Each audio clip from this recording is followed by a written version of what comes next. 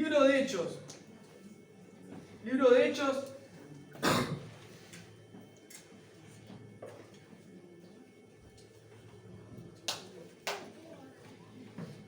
Hoy voy a estar compartiéndole del libro de Hechos el capítulo que voy a estar leyéndoles es el capítulo 9. Y del capítulo 9 vamos a leer la mitad del capítulo. Libro de Hechos, capítulo 9.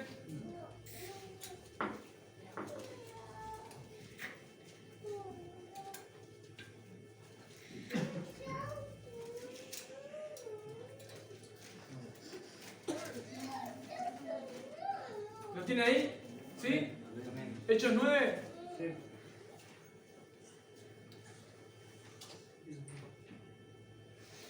Dice conversión de Saulo. Hoy vamos a estar viendo un poco la historia de Saulo. Dice así en el verso 1. Después les leo unos versos y después les pongo bien en contexto para que entendamos un poco qué estaba pasando. Dice, Saulo, respirando aún amenazas y muerte contra los discípulos del Señor, vino al sumo sacerdote y le pidió cartas para las sinagogas de Damasco, a fin de que si hallase a algunos hombres o mujeres de este camino, los trajese presos a Jerusalén. Mas yendo por el camino, aconteció que al llegar cerca de Damasco, repentinamente le rodeó un resplandor de luz del cielo, y cayendo en tierra oyó una voz que le decía, Saulo, Saulo, ¿por qué me persigues? Él dijo, ¿quién eres, Señor? Y le dijo, yo soy Jesús, a quien tú persigues, dura cosa te es dar coces contra el aguijón. Él, temblando y temeroso, dijo, Señor, ¿qué quieres que yo haga? Y el Señor le dijo, levántate y entra en la ciudad y se te dirá lo que debes hacer. Y los hombres que iban con Saulo se pararon atónitos, oyendo a la verdad la voz, mas sin ver a nadie. Entonces Saulo se levantó de tierra y abriendo los ojos no veía a nadie, así que llevándole por la mano le metieron en Damasco, donde estuvo 3 días sin ver y no comió ni bebió. Había entonces en Damasco un discípulo llamado Ananías, a quien el Señor le dijo en una visión, Ananías, y él respondió, heme aquí, Señor. Y el Señor le dijo, levántate y ve a la calle que se llama Derecha y busca en casa de Judas a uno llamado Saulo de Tarso, porque he aquí él ora. Y ha visto en visión a un varón llamado Ananías que entra y le pone las manos encima para que recobre la vista. Entonces Ananías respondió, Señor, he oído acerca de este hombre, cuántos males ha hecho a tus santos en Jerusalén, y aún aquí tiene autoridad de los principales sacerdotes para prender a todos los que invocan tu nombre. El Señor le dijo, ve porque instrumento escogido me es este para llevar mi nombre en presencia de los gentiles y de reyes y de los hijos de Israel. Porque yo le mostraré cuánto le es necesario padecer por mi nombre. Fue entonces Ananías y entró en la casa y poniendo sobre él las manos dijo, hermano Saulo, el Señor Jesús, que se te apareció en el camino por donde venías, me ha enviado para que recibas la vista y seas lleno del Espíritu Santo. Y al momento le cayeron de los ojos como escamas y recibió al instante la vista y levantándose fue bautizado. Y habiendo tomado alimento recobró fuerzas y estuvo Saulo por algunos días con los discípulos que estaban en Damasco. Amén. Bueno, ahí tenemos una historia de conversión. ¿Qué es conversión para los que recién escuchan por primera vez? O convertirse. O nacer de nuevo, que también es otro título u otra forma de poder expresarlo. Es pasar de tener la vida que llevamos a tener una vida nueva en la voluntad de Dios, en nacer espiritualmente. La vida que no conocés espiritual, la vida que no tenés, la vida que no llevamos. Convertirse a Cristo es volverse a Dios, volverse a Cristo, volverse a Cristo es darse la vuelta del camino que vos ibas y darse la vuelta. Convertirse o volverse, pegar la vuelta, yo para allá, me vuelvo para el otro lado, porque Dios está para aquel lado, no para el lado que yo estoy yendo. Cuando uno se convierte en cristiano, está diciendo que se dio la vuelta de la vida que estaba llevando y empezó a vivir la vida que Dios le enseña que debemos vivir. Cuando uno se convierte, nace de nuevo, y no es que nacemos de nuevo porque volvemos a salir como bebés de dentro de nuestras madres, sino que nacemos de nuevo es que empezamos a tener una vida espiritual que jamás tuvimos. Nacimos físicamente como estamos todos sentados, pero nacer de nuevo es, tenemos una vida espiritual que jamás tuvimos. Empezamos a vivir una vida espiritual que jamás vivimos, que jamás entendimos, que ni siquiera teníamos idea que existía. Esa vida espiritual empieza a darnos evidencia de que Dios se está relacionando con nosotros. Y eso es para siempre, eso no es por un ratito. Entonces acá yo quiero compartirles hoy una de las tantas conversiones que aparecen en la Biblia, uno de los tantos nuevos nacimientos espirituales que aparecen en la Biblia, y en este caso es la vida de Saulo de Tarso, quien es el apóstol Pablo. Yo creo que vean un poco cómo comenzaba leyéndoles. Dice que Saulo respiraba una amenaza sin muerte contra los discípulos del Señor. O sea, estamos hablando de que era un escéptico del cristianismo. Era un escéptico, era una persona que descreía totalmente de Jesús como el Salvador, como el Mesías. El pueblo de Israel, Jerusalén, esperaba al Mesías y lo sigue esperando. El Mesías ya había llegado. Cristo es el Salvador del mundo. Pero ellos no creían que era Él. Y Saulo, un erudito en la palabra de Dios, una persona totalmente intelectual para la época, tampoco creía que Jesús era el Salvador. Es más, perseguía a los que eran cristianos, a los que seguían a Jesús como nosotros. Los perseguía para encarcelarlos o para matarlos. Igualito a hoy, ¿no? Por lo menos de este lado, ¿no? En Occidente, porque en Oriente, para que tengan un poquito de idea, en Afganistán la iglesia que estaba subterránea fue descubierta y murieron todos nuestros hermanos en estos días. Mientras hacían una llamada de ellos para poder hablar con los misioneros con los que hablan, se escuchó cómo entraban y murieron todos a tiros, y se escuchaba la voz de los niños que decían: mamá, no vamos a negar al Señor Jesús. Y murieron todos por creer en el Salvador. Gracias a Dios, hoy están con el Señor. Ellos sí tienen esperanza. Los que entraron ahí no tienen esperanza ninguna, si no se arrepienten. Entonces, Saulo jugaba en ese cuadro, persiguiendo a la iglesia. Y hoy somos, de este lado del mundo, ser cristianos es bien fácil.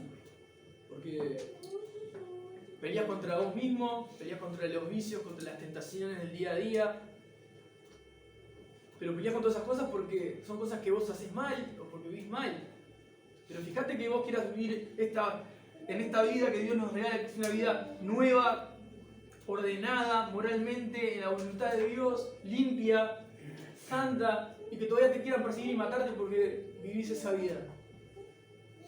Y así todos sabés, estás totalmente convencido porque naciste de nuevo y sabés que tenés una relación con un Dios vivo, que aunque te quieran poner un arma en la cabeza o quieran quitarte tu familia o todo lo que vos quieras, sabés que ese Dios sigue siendo el mismo Dios y no cambia, y transforma tu vida para siempre y te da una eternidad con Él.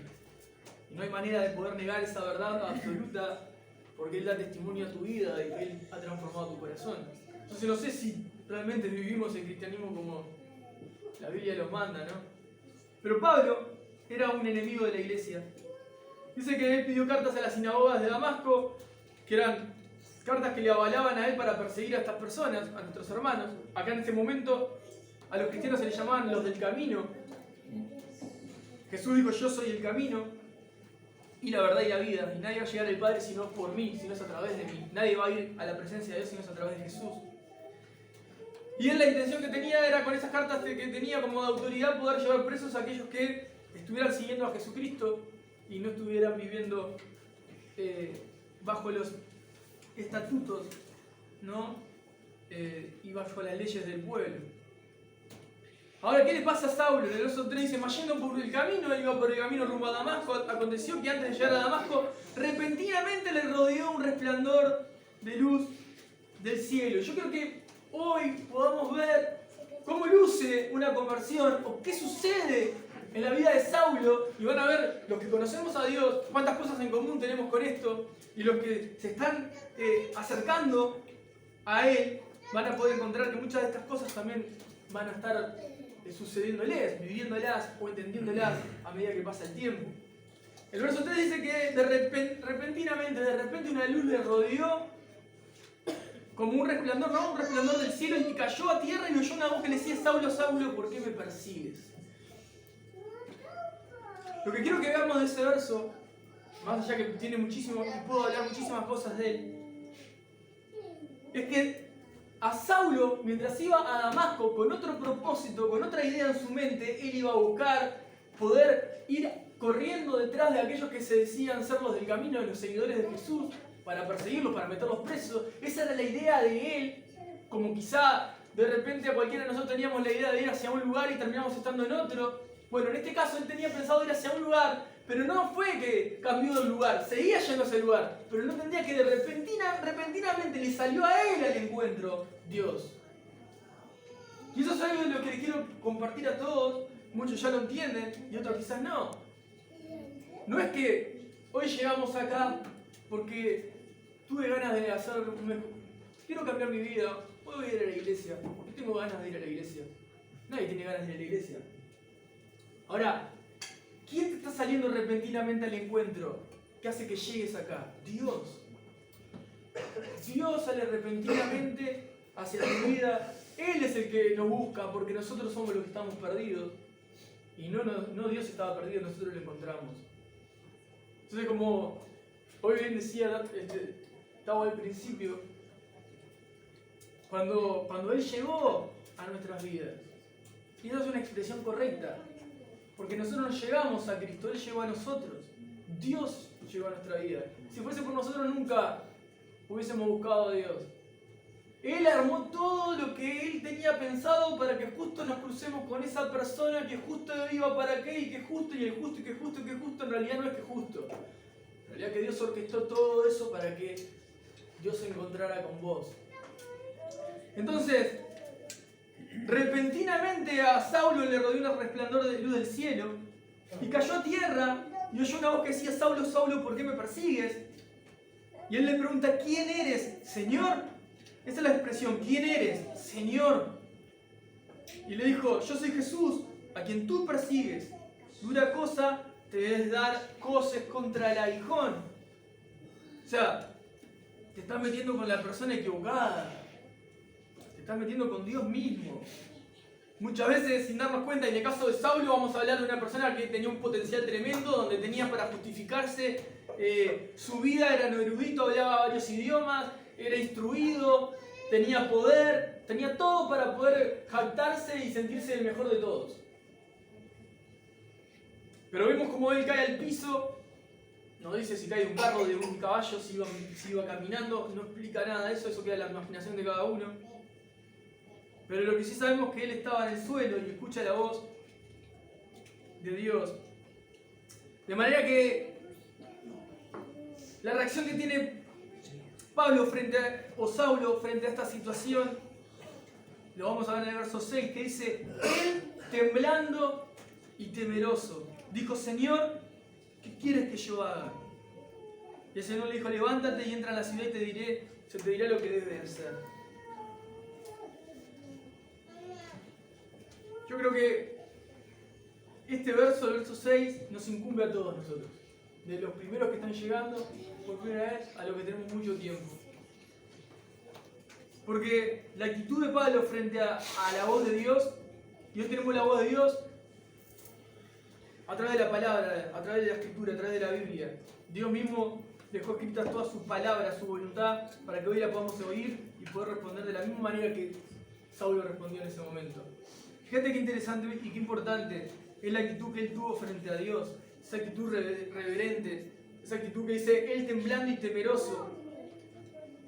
Él estaba persiguiendo a todos los que Jesús estaba llamando.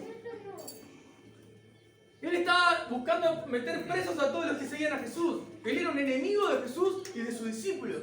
Pero en ese momento pasó a ser un discípulo de Jesús. En ese momento pasó a estar jugando en el cuadro ganador. De manera que la actitud de Pablo en el verso 6, él temblando y temeroso, demuestra arrepentimiento. Ya la misma pregunta que Saulo le hace a Jesús demuestra arrepentimiento. La oración que él hizo, Señor, ¿qué quieres que yo haga? Habla de arrepentimiento. ¿Saben por qué? Porque cuando él se está disponiendo a decirle, Señor, yo voy a hacer lo que vos quieras, no lo que yo quiero, porque él iba a buscar a los que seguían a Jesús. Y él terminó diciendo, Señor, ¿qué quieres que yo haga? ¿Por qué le decía que esa pregunta nos incumbe a todos? Porque no sé por qué momento puedas estar pasando hoy. Pero te puedo asegurar que la oración más efectiva, la oración más clara que podemos hacerle a Dios en esta mañana o en estos días o en este tiempo para tu vida es preguntarle al Señor, ¿qué quiere Señor que yo haga? Y ahí ya no entra el que querés hacer vos. Porque si era por Saulo y Dios le decía, y bueno, ¿vos qué querés hacer? Yo quiero meter preso a todos los que te siguen. Entonces, si yo te preguntara a vos, ¿qué querés hacer vos? Y vos me dirías una cantidad de argumentos que capaz que lógicamente son válidos para tu vida. Yo quiero esto, yo quiero lo otro, me gustaría esto, me gustaría lo otro, necesito esto, necesito lo otro. Ahora, cuando vos no sabes ni para dónde arrancar, no sabes ni qué hacer con tu vida, fíjate qué importante y fíjate qué gran diferencia que hay cuando con la actitud como la de Saulo podés ponerte delante de Dios y decir, Señor, ¿qué quieres que yo haga? Señor, ¿para qué me estás trayendo un domingo a una iglesia? Señor, ¿para qué me tenés de nuevo escuchando tu palabra? ¿Para qué de nuevo me traes hasta acá? Saulo estaba en una calle, tirado en el piso, escuchando una voz que no había nadie, y esa voz le estaba diciendo que era Jesús.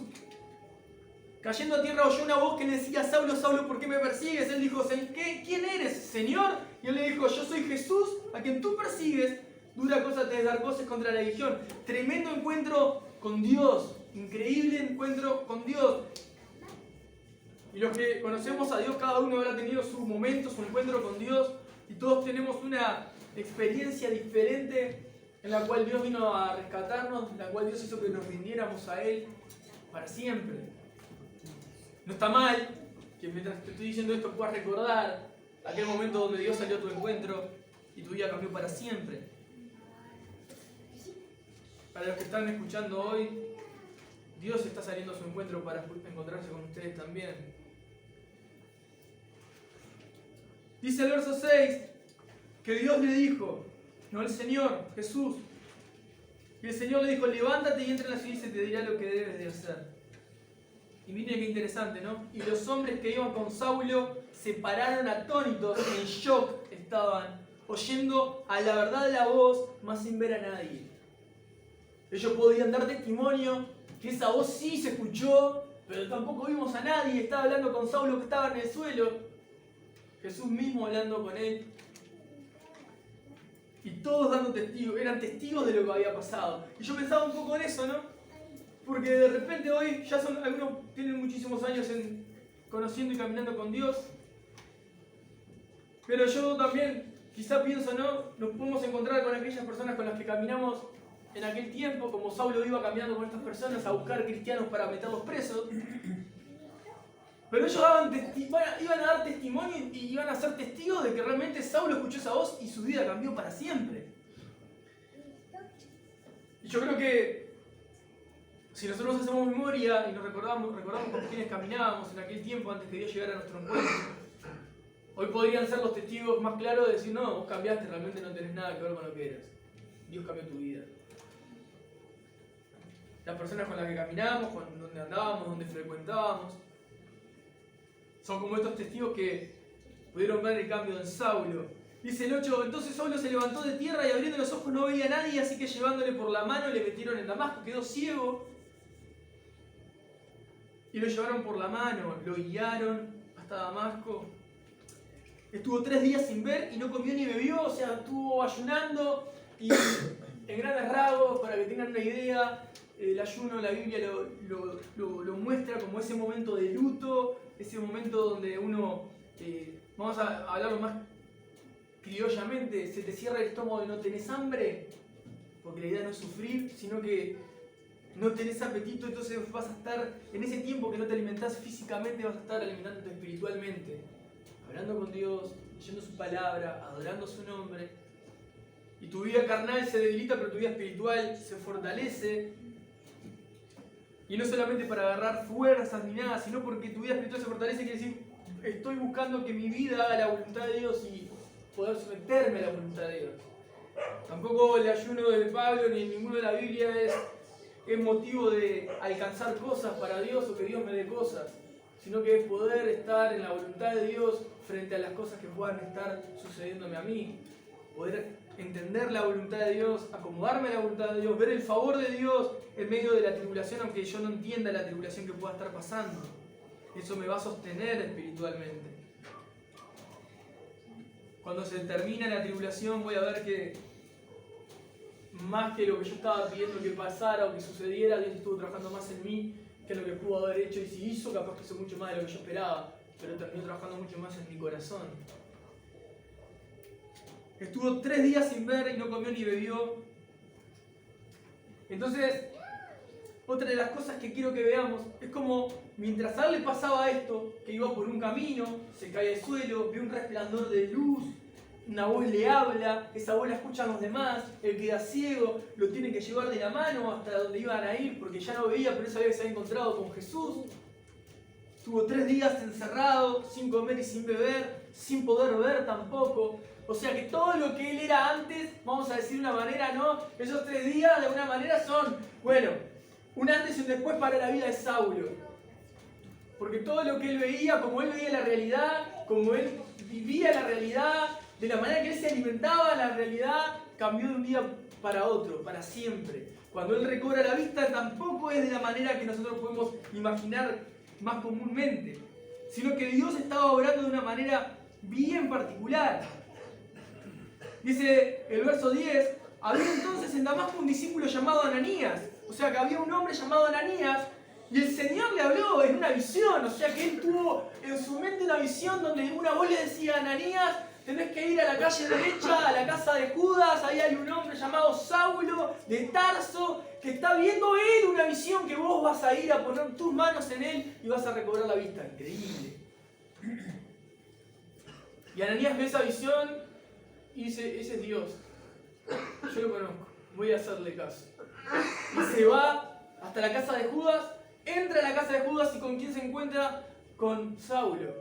Pero miren qué interesante, porque lo que le dice Dios a Ananías es que en la casa de Judas había un hombre llamado Saulo de Tarso y tenía que ir ahí, ¿no? Ve a la calle que se llama y busca en casa de Judas uno llamado Saulo de Tarso, porque aquí él ora. ¿Y qué es orar? Hablaba con Dios. Esos 3 días sin comer y sin beber, que no tampoco veía, él estaba en plena comunión con Dios, hablando con él, hablando con Dios.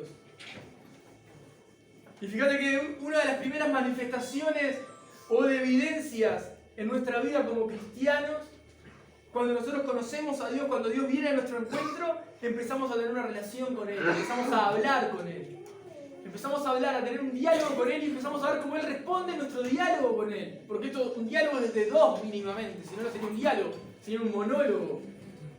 Pero un diálogo incluye a otra persona, y esta persona es la persona de Dios y nosotros. Entonces cuando nosotros empezamos a tener un diálogo con Él, nosotros le hablamos, Él nos habla.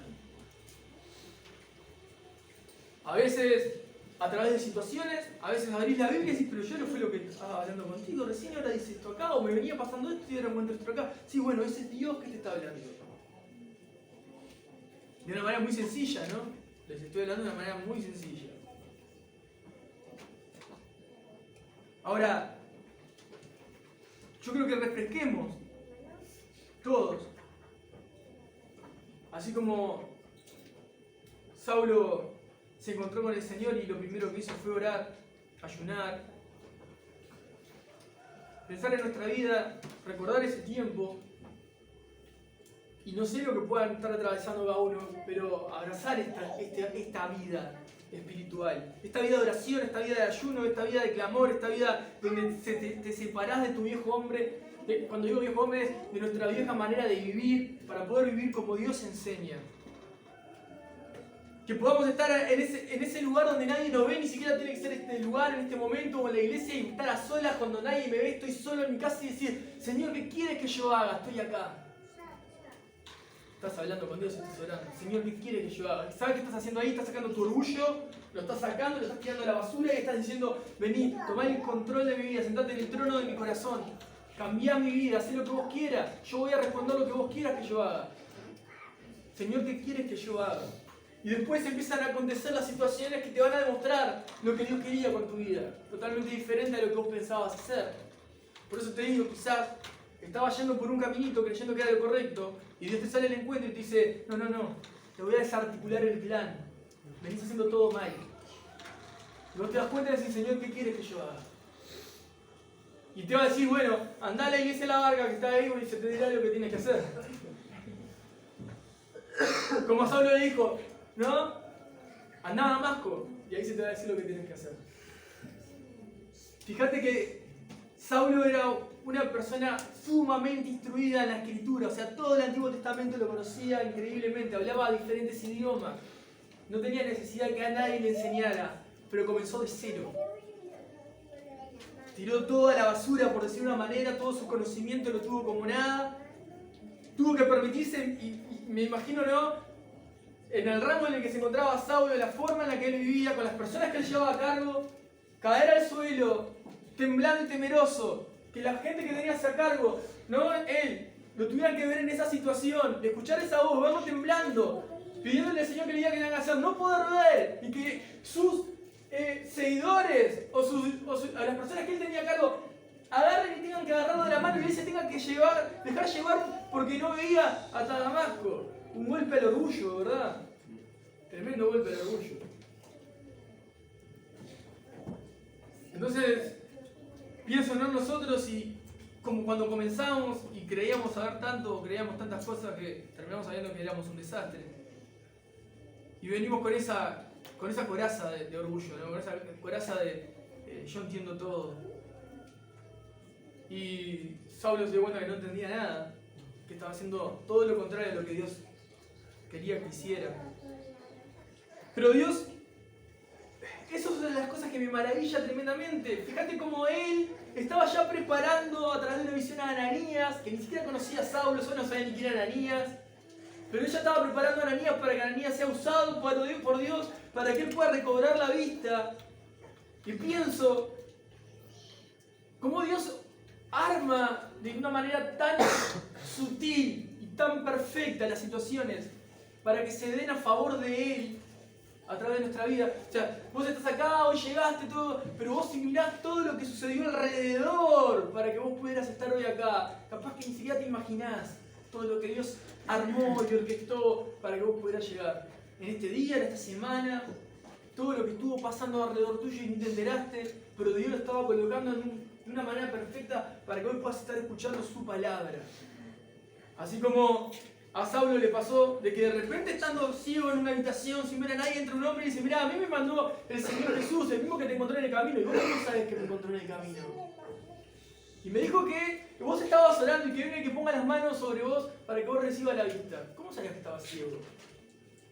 Bueno, eso es lo que hace Dios. Dice el verso 12, y ha visto en visión a un varón llamado Ananías que entra y le pone las manos encima para que recobre la vista. Y miren lo que pasa, hermanos, escuchen esto porque esto es impresionante. Ananías era un discípulo del Señor, conocía a Dios y estaba respondiendo a la visión que Dios le había dado. Para los que conocemos a Dios, ¿ah? Piensen esto, Dios le estaba llamando a que vaya a Tarso o a Saulo de Tarso a orar por él para que recobre la vista. Quiero que escuchen el argumento de Ananías a ver si se parece a ustedes muchas veces. Presten atención. Entonces Ananías respondió, Señor, he oído de mucho acerca de este hombre. ¿Cuántos males ha hecho a tus santos en Jerusalén? Y aún aquí tiene autoridad de los principales sacerdotes para prender a todos los que invocan tu nombre. Ese es el argumento de Ananías. Le dice, andá, hablale de Jesús, ¿no? Trayéndolo hoy para contemporáneamente para nosotros. Hablale de Jesús. No, aquel nos roba todo el tiempo, yo estoy cansado que me robe. O aquel no sabe lo que es. No le puede dar un espacio, le das la mano y te agarra el codo. Ese es el argumento de Ananías que presentaba. No, mirá que habla que no quiere saber nada con los que te siguen, quiere meter a todos presos, quiere matar a todos. Pero Dios ya le había dicho que tenía que ir a buscarlo y hablar y orar por él. Pero no quería meterse ahí. No era cómodo, ¿no? Tenía miedo quizá. Como vemos de repente la parte humana de Ananías, ¿no? Porque por un momento decís, vio una visión, vio a Dios diciéndole andá, hablar con Saulo, poner las manos sobre él, va a recobrar la vista. Sí, Señor, pero Señor, ¿sabes que él te persigue? Él no quiere nada con Dios. Yo no sé si quiere algo con Dios, no quiere nada. Nadie quiere nada con Dios cuando no conoce a Dios. Pero tenés que ir para allá, tenés que hacerlo. Entonces mirá la respuesta que Dios le da en el verso 15. El Señor le dijo, ve, porque instrumento escogido me es este, para llevar mi nombre en presencia de los gentiles, que eran los que no eran judíos, y de reyes y de los hijos de Israel. Porque yo le mostraré cuánto le es necesario padecer por mi nombre. O sea, esa es la misión y el propósito que tenía el Señor. Había una misión para Pablo, o para Saulo en ese momento, y un propósito con su vida, como para cada uno de nosotros. Dios tiene una misión, tiene un propósito con cada uno de nosotros. Como hijos de Dios, como cristianos, nosotros con el pasar del tiempo entendemos y sabemos cuál es el llamado que Dios nos ha hecho a nuestra vida. Y ese llamado nos va a acompañar hasta el final de nuestros días. Y Ananías ya lo veía, Dios se lo había dicho, para que sepa qué iba a hacer con Saulo, para que él se moviera y fuera obediente. ¿Qué sucede? Verso 17. Fue entonces Ananías y entró en la casa y poniendo sobre él las manos dijo, hermano Saulo, ya no le dijo sos Saulo, hermano Saulo. Y sí que va a argumentar, tengo que ver los frutos, y el Señor ya me dijo que es hermano. Hermano Saulo. Hermano Saulo. Verso 17. El Señor Jesús, que se te apareció en el camino por donde venías, me ha enviado para que recibas la vista y seas lleno del Espíritu Santo. Hoy hablaba al principio nuestro hermano y compartía sobre el Espíritu Santo y decía que Él es nuestro consolador, Él vino a morar en nosotros, Él vino a estar con nosotros, a hacer morada. Nuestra vida, nuestro cuerpo es como un templo para Él y Él viene a hacer morada en nosotros. Es el que nos ayuda, es el que nos guía, el que nos fortalece, el que nos guarda, el que nos llama a tener una relación con Él. Es Dios. El Espíritu Santo es Dios. Y Ananías le dijo a Saulo, mirá que me llamó para que ore por vos, recobras la vista y seas lleno del Espíritu Santo. Quiere decir que el Espíritu Santo, Dios viene a tu vida de manera que va a dominar toda tu vida. Va a dominar tu carácter, va a dominar tus emociones, va a dominar tus gustos, va a dominar tus pensamientos. Y lo va a llevar a la voluntad de Él. Eso es ser lleno del Espíritu Santo. Estar bajo el control de Dios. Y al momento le cayeron de los ojos como escamas y recibió al instante la vista y levantándose fue bautizado. Y habiendo tomado alimento recobró fuerzas y estuvo Saulo por algunos días con los discípulos que estaban en Damasco. Fíjense que hoy les leía el verso 13 y el 14 y hablaba Ananías diciendo todo lo que Saulo era, ¿no? Perseguía a la iglesia, hacía muchos males, Esa era la vieja vida de Saulo. Ahora, ¿qué pasa en el 18 y el 19? La nueva vida. Al momento se le cayeron los ojos como escamas, recobró al instante la vista, empezó a ver una nueva vida. Y se levantó y fue bautizado. El bautismo es ese acto que representa que dejamos nuestra vida en el fondo del mar, sepultada, y salimos, el agua representa la purificación de nuestra vida, salimos con una nueva vida, limpios, buscando vivir una vida para Dios por completo, conscientes de que ya no queremos ser lo que éramos, porque entendimos claramente que lo que éramos estaba haciendo que estemos totalmente destituidos de la gloria de Dios. Y nuestra vida cambió por completo. Entonces estamos diciendo, bueno, ahora más quiero vivir bajo los parámetros de Dios. Saulo recobró la vista, se levantó y fue bautizado. Y habiendo tomado alimento, recobró fuerzas y estuvo Saulo por algunos días con los discípulos que estaban en Damasco.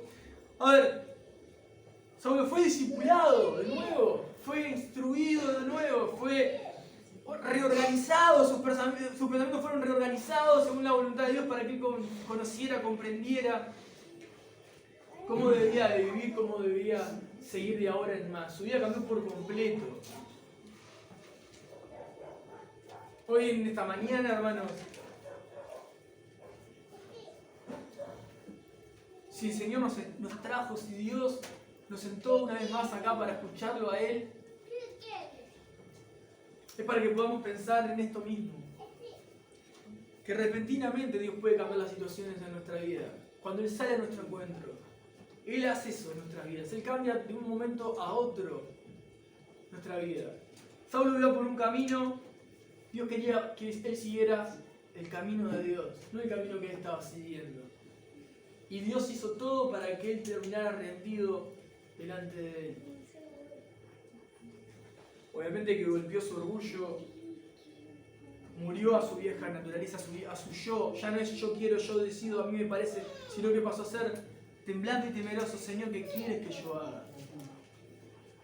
Es una pregunta mucho más profunda de lo que se escucha en primer momento. Esa pregunta, como le dije al principio, puede hacer un antes y un después en la vida de nosotros. Aún siendo cristianos, muchas veces tomamos de nuevo las riendas de nuestra vida como a nosotros nos parece. Y de esas maneras, Dios, como ama a sus hijos y disciplina a sus hijos si se equivocan, ¿no? Terminamos cayendo de nuevo, quizás como cayó Saulo en ese camino, y terminamos tomando esta actitud que es la correcta, temblando y temerosos delante de Dios. Quizás muchas veces olvidamos el Dios poderoso que tenemos, el Dios que transforma las vidas, y que no transforma solo las vidas de los que no conocen, sino que sigue transformando la vida de los que ya le conocemos, y eso te incumbe a vos y me incumbe a mí porque sigue transformando tu vida y sigue transformando mi vida. Cuando aún crees que capaz que ya está, llegué hasta acá, quedé estancado, hasta acá es la vida cristiana, esto se trata, no se trata de más nada, no.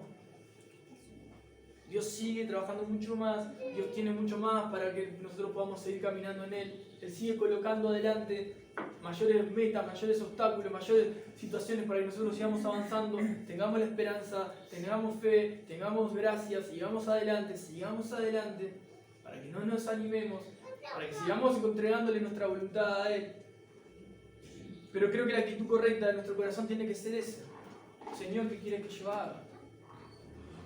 Cuando vamos a compartir de Él, cuando vamos a orar, cuando vamos a tomar una decisión en nuestra vida, sea grande o sea pequeña, si no sabemos qué es lo que Dios quiere en su palabra, qué es lo que enseña, la actitud que debemos tomar es esta.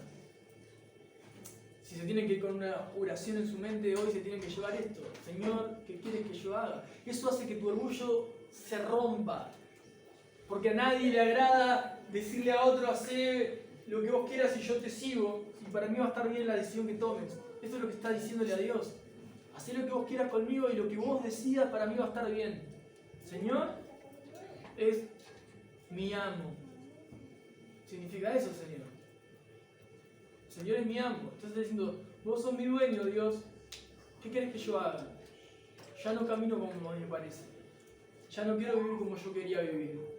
Hacé algo en mí. Si estás ahí, si estás acá en el asunto, vas a demostrarme que estás en el asunto. Yo no quiero hacer mi voluntad. Quiero que hagas vos tu voluntad en mí. No olvidemos los que somos cristianos. Tienen incluso para atrás del libro de Hechos momentos donde Saulo persigue a la iglesia, momentos donde Esteban era apedreado y estaba Saulo siendo muy joven ahí viendo cómo moría uno de los discípulos del Señor, uno de los primeros diáconos de la iglesia. Y vemos cómo esa persona tan atroz cambió de un momento para otro. Tanto fue lo que cambió que Dios lo usó tremendamente para que hoy podamos conocer a Jesús nosotros, porque la mayoría de las cartas que tenemos escritas en el Nuevo Testamento fueron escritas por este hombre, Saulo, que Dios después comenzó a llamarle Pablo, el apóstol Pablo. Entonces nosotros podemos imaginar lo que Dios puede terminar haciendo con una persona que de repente vos podés mirar y decís, no hay oportunidad ninguna. Y tampoco te podés imaginar lo que Dios ha hecho contigo y lo que puede llegar a hacer con vos. Cuando muchas veces decís, conmigo ya no hay más nada que hacer, o conmigo ya la vida se trata de esto y nada más. Dios puede llevarnos, puede ponernos, puede colocarnos en lugares que nosotros ni siquiera esperamos, pero la actitud correcta es morir al orgullo. La actitud correcta es morir al orgullo. No es seguir viviendo como a nosotros nos parece. A ver, los que escuchamos el Evangelio, la buena noticia de que Dios vino a dar su vida por nosotros, Porque si nosotros morimos hoy sin Dios, vamos a estar una eternidad sin Dios. Si nosotros no caminamos pegadito a Dios en la vida, cuando vamos a morir, vamos a estar lejos de Dios, pero si caminamos pegadito a Dios en su voluntad, en la tierra, vamos a tener una eternidad con Él. Pero si nosotros miramos la buena noticia de que Dios vino a salvar nuestra vida, porque nosotros no podemos salvarnos a nosotros mismos, no hay, re buena persona se ganó el cielo, nadie se gana el cielo. Nadie se gana el cielo. Hay una frase que se usa mucho ahora, es una cosa que me pega, sobre todo cuando la escucho con personas cristianas que me dan ganas de no sé, de zarandearlo, si se puede decir así. Son momentos difíciles, una persona puede llegar a fallecer, muere alguien y tengo que leer cosas como vuela alto. ¿Qué vuela alto? ¿Se fue al infierno o se fue con el Señor? Si no conoce a Cristo, no se pudo salvar a esa persona, no hay ningún vuela alto. ¿Entienden? O sea, son frases que tienen tan poco, no tienen pie ni cabeza. Una falta pero si ves una persona que no conoce a Dios, se entiende. Porque la esperanza de esa persona es que, bueno, lo que crea de la energía, del otro mundo, la vida, sigue después, lo que quieran poner, y es respetable creer en eso. Pero un cristiano que me diga vuela alto ya es muy fuerte. Es muy fuerte. No sé si alguno de ustedes lo ha hecho en algún momento, pero si lo dijo, por favor, retrátese delante de Dios porque es disparate lo que está diciendo. No hay ningún vuela alto. O va directamente a la presencia de Dios, si se reconoció pecador y se dio cuenta que no podía salvarse a sí mismo y se arrepintió de sus pecados, y puso su confianza en Jesús, y si no vivió y si no como quiso, va a tener la vida que quiso eternamente, lejos de Dios. Entonces, por favor, no copien frases porque suenan lindos, porque suenan elocuentes, sean ustedes mismos en Dios y razonen lo que hablen, por favor. Esa es la palabra que quería decir, razonen. Porque ayer con los hombres nos reuníamos y yo les leía un poco Corintios, una parte en donde el Señor habla, ¿no?, de cómo tiene que funcionar la iglesia, y habla que todo lo que Dios, incluso lo que el Espíritu Santo hizo que escribiera el apóstol Pablo para la carta de Corintios, capítulo 10, 11, 12, 13 y 14, habla para que la iglesia funcionara ordenada. Pero sobre todo para que las cosas se hagan entendiendo lo que están haciendo. Miren, habla de la profecía, habla de lenguas, habla de la oración, habla de cantar. Todo habla que van con entendimiento. O sea, tienen en la cabeza, muchachos, razonen lo que están haciendo. Eso es lo que le estaba diciendo Pablo en la iglesia. No sean personas sumamente emocionales. Oren en el espíritu, oren con entendimiento. O sea, ¿entendiste lo que dijiste? Es más, yo los escucharía hablar a ustedes, los grabaría, les pondría pausa y les diría: ¿terminaste de orar? ¿Qué oraste recién? Decime todo lo que oraste recién. No sé. ¿Cómo no sé? No, me guió por diferente. No te digo nada. Estás hablando de tu espíritu, que son tus emociones. Pero con entendimiento no lo estás haciendo. Porque tienes que orar con el espíritu y con entendimiento. Tenés que cantar. ¿Qué cantaste recién? ¿Qué dice la letra? ¿Qué significa lo que dijiste? No sé. Para los músicos, esta pega para ellos. No sé. Bueno, razoná lo que estás cantando. Porque si lo razonás y lo entendés, lo vas a interpretar. Pues yo no puedo cantar, por ejemplo, ¿no? Señor, soy pecador, con una sonrisa en la cara. ¿Entienden? No estoy interpretando lo que estoy diciendo. Feliz estoy de haber sido un inmundo.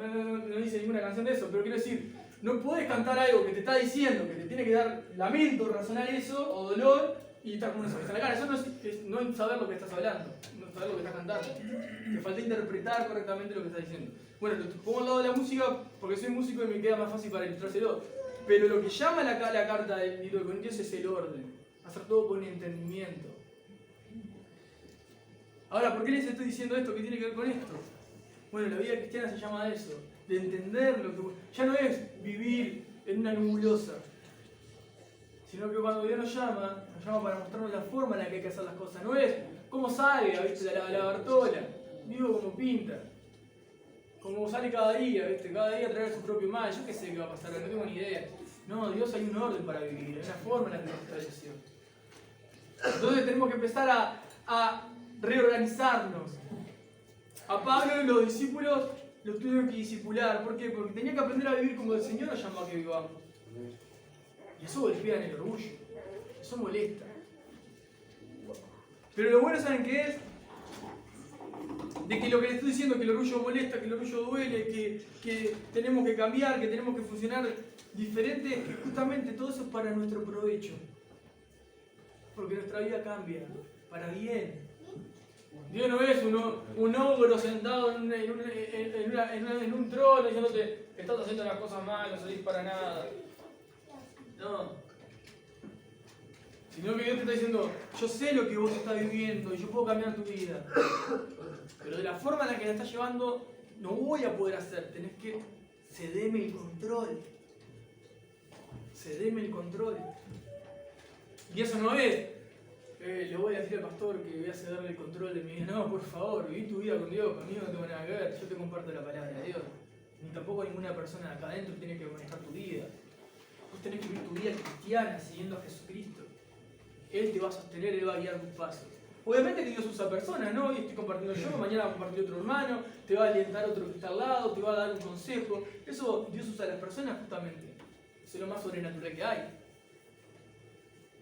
Pero también, déjenme decir esto, cuando comenzamos en el camino, vamos a encontrarnos que, aún lo que tenemos tiempo, seguimos teniendo fallas en el sistema. Y vos decís, pero vos conoces a Dios y haces esto, o vos tenés este temperamento, o este carácter, o vos sos un pesado, o vos sos un inoportuno, o vos hablas demasiado, o vos... Y sí, estamos todavía siendo perfeccionados. Somos tan pecadores como vos, que entendimos que somos pecadores y nos arrepentimos y queremos y buscamos hacer la voluntad de Dios. Pero eso no nos tiene que desanimar, eso nos tiene que hacer entender cómo Dios sigue trabajando y sigue orando en los corazones. Hermanos, la vez pasada le compartía la palabra, ¿no? Mediten bien en sus caminos, piensen bien lo que están viviendo, cómo están viviendo. Piensen bien si están viviendo la voluntad de Dios, mediten bien lo que están haciendo con su vida. Y el siguiente paso, yo lo veía así, ¿no? Un poco mirando las dos prédicas, es teniendo la actitud correcta delante de Dios. El respeto que Dios merece, la reverencia que Dios merece. Y tener esa capacidad de sacarnos del lugar del orgullo, del yo, y colocar a Dios para que Él haga lo que tenga que hacer. Si las cosas no salen como yo quiero, no es que Dios no está. Dios está. No está haciendo lo que vos querés. No tiene que hacer lo que vos querés. Tiene que hacer lo que es mejor para vos.